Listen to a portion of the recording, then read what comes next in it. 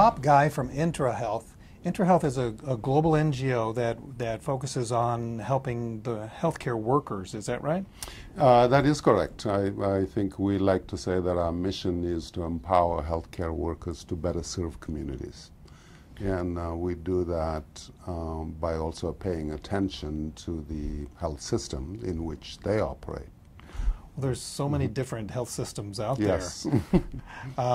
It would seem like you would have to be a massively large organization.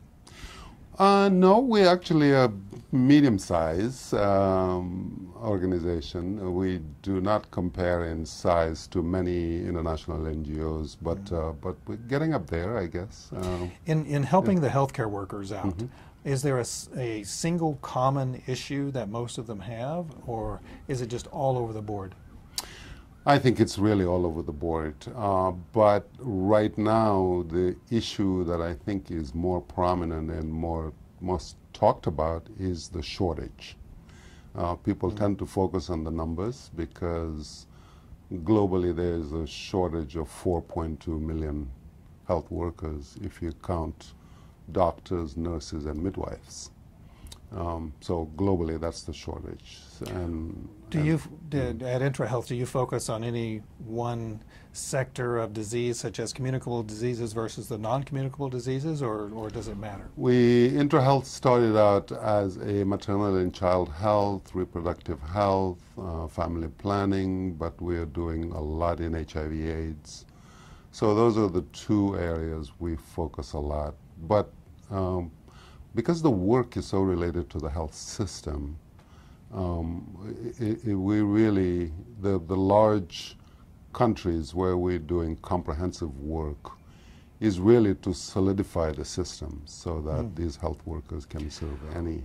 Well, being an American, I'm going to take advantage of you then. I mean, having grown up here, and it seems that every single political season there's always a debate over our healthcare system. Yeah.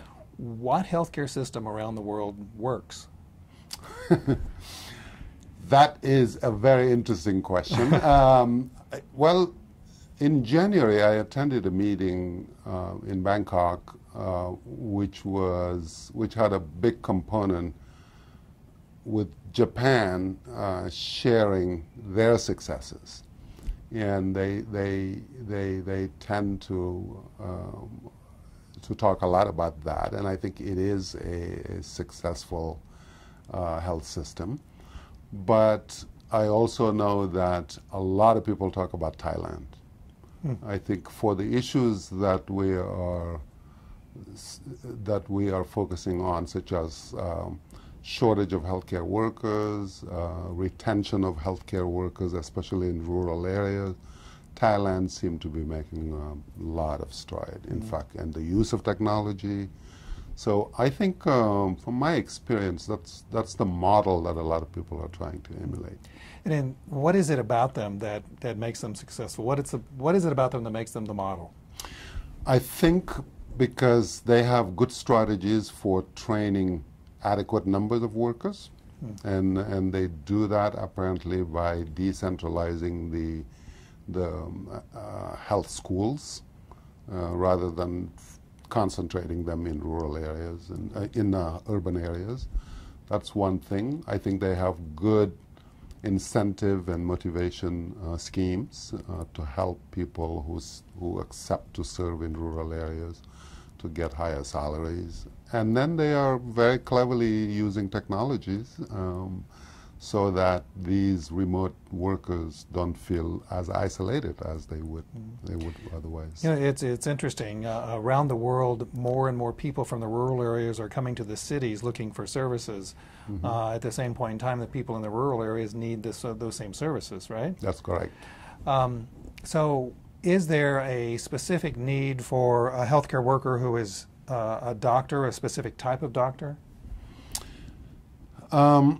Yeah, I think there is, well, certainly in the developing world, which I tend to focus a lot more. Right here on Rainmakers, we call them impact countries. Impact countries, yes. That is actually a better term. I like that better. Well, because so much attention needs to be paid on reducing maternal mortality, reducing child mortality.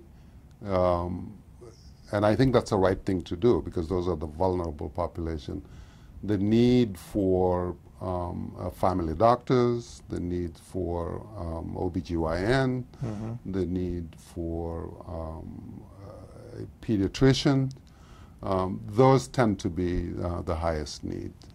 In these impact countries where people are developing their economies and developing their livelihoods in a way that was different from before, what type of involvement do they have in their own healthcare system? Unfortunately, not enough.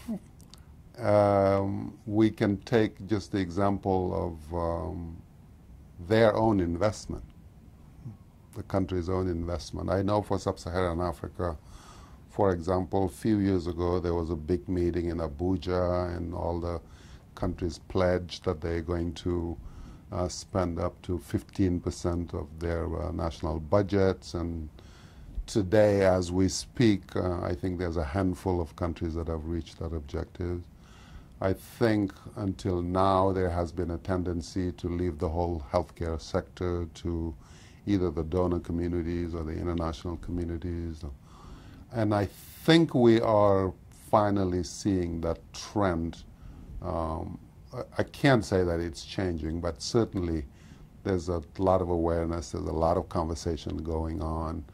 I think because the overall economic downturn and the fact that money is coming harder and harder to come by, I think there's a lot of push these days, the whole issue of value for money, how do we convince the countries that they need to invest in health. So I'm actually very positive. I attended a meeting in Tunisia earlier this year. That was the subject where they brought in the ministers of health and ministers of finance so that the conversation can start going for the need to engage more. So, and I think you've got civil societies in a lot of these countries that are becoming much more engaged. Civil society of all sectors, and I think people are beginning to think about more creative solutions. What are some of those creative solutions? And this is a relationship between civil society and government. And government, yeah. But I think there is a need for the health sector to finally, and I think they have decided, and they realize it's not going to happen just by the health sector. There was this need to reach out to other sectors for a more integrated approach. There's no reason why health and education and food security should not be doing more joint programming.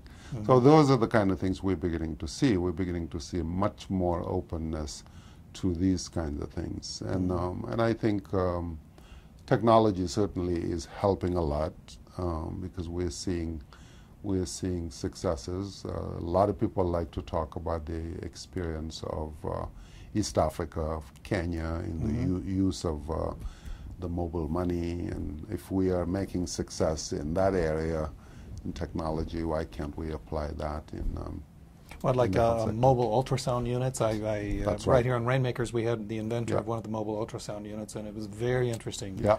Very interesting medical application. That is right. Well, the commitment that we are making. That's here at CGI 2012. There's a commitment. So let's talk about that. That's right. Well, I think I can talk about it just very broadly until this it's announced. This isn't going to come out until it's not going to come out until after. Oh, good. So, and then I'm safe.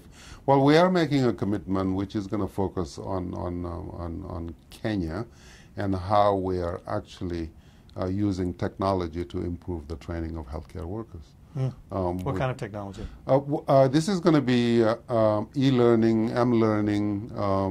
It's mostly going to be developing a platform, and we're working with other CGI members. We're going to be working with Intel and Cisco and Medic Mobile, and so we are serving as a convener, and we are leveraging, in fact, some big USAID work that we have in Kenya already.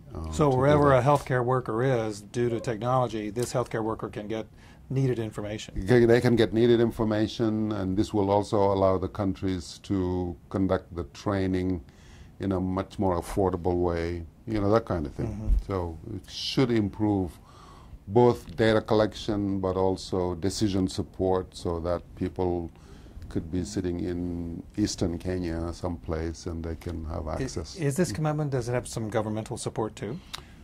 Or is that something that you're working on? No, that's something we're working on. It has strong government of Kenya support, yes, because it is actually leveraging some big project that is funded by USAID. We are one of the largest implementers of USAID projects in Kenya in the health sector, and this is being done in collaboration with the government. This is in fact designed to strengthen some centers of excellence which belongs to the government. It sounds like you have some huge challenges that you're working with there at IntraHealth. What's the biggest, toughest challenge that you have right now, and how are you going to overcome it? Well, the biggest one is, from my standpoint, is we are working in a very resource-poor environment, and you've got a lot of competing priorities. Why should people pay more attention to health? Should they pay first attention to education? I heard the president of Uganda the other day at a meeting on family planning in London talk about maybe we should be focusing on infrastructure first, education second, and then we can start talking about health and family planning. So from my standpoint, those are the challenges. And on issues very specific to the healthcare worker, it's how do we motivate the health workers so that they are going to stay and do the work that they were trained to do. Because obviously many of these health workers embraced the health profession because they want to practice. And they can't, and they end up leaving because of all of these, what we call these push factors, which are low salaries, bad working conditions, and so forth. And well, you were a Peace Corps worker. I was a Peace Corps trainer. That is right. Incredibly motivated people working in very, very difficult conditions. That's correct. And the last time I checked, the money wasn't real good.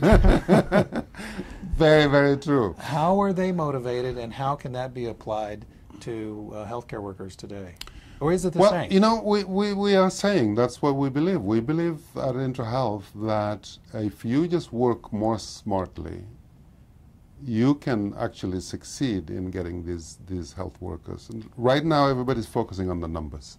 We've got to close the gap. We're missing 4 million. At IntraHealth, we're actually saying what we need, you know, if you think that there is a person behind each one of those numbers and that has needs, and until we fill those needs, then we're not going to. So we're saying we need health workers who are present, ready, connected, and safe.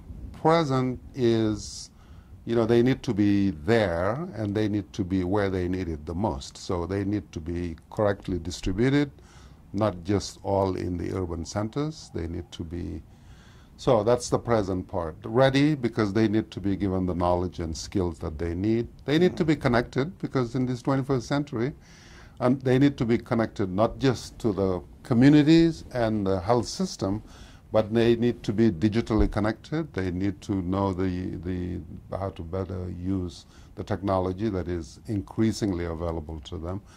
And they need to be safe, because we're losing too many health workers to armed conflict situation, to very, very dangerous working environment. If you think about HIV/AIDS and others, the majority of this health workforce is female, so they are still subject to harassment and so forth, violence and so forth. So you need to have a comprehensive approach, and I think if you do this and constantly be in this state of mind, then I think we can get people to have the minimum required condition to perform, and we haven't talked about money, and you know, and it is a factor that if I think more important than a big salary and so forth is, will they have the opportunity to send their kids to school? I suspect a lot of people don't want to go to rural Ghana because they don't have a place to take their kids to school. So these are the kind of things that I think could be done. It's very challenging, but I'm confident it could be done with the right focus and the right attention. And I'm glad the world is finally focusing on it. The fact that CGI here is going to have a track on that. Ray Chambers and has added the health workforce as one of the important issues to deal with. There's been recently the formation of a frontline health worker coalition that Save the Children, IntraHealth, AMREF, and others have started, and so there's a lot of campaigning around that. So yes, very challenging, but possible. You know what, Mr. Gaye, we're going to let that be the last word. Yeah? Thank you very much for being with us. Wonderful. My pleasure, Stan.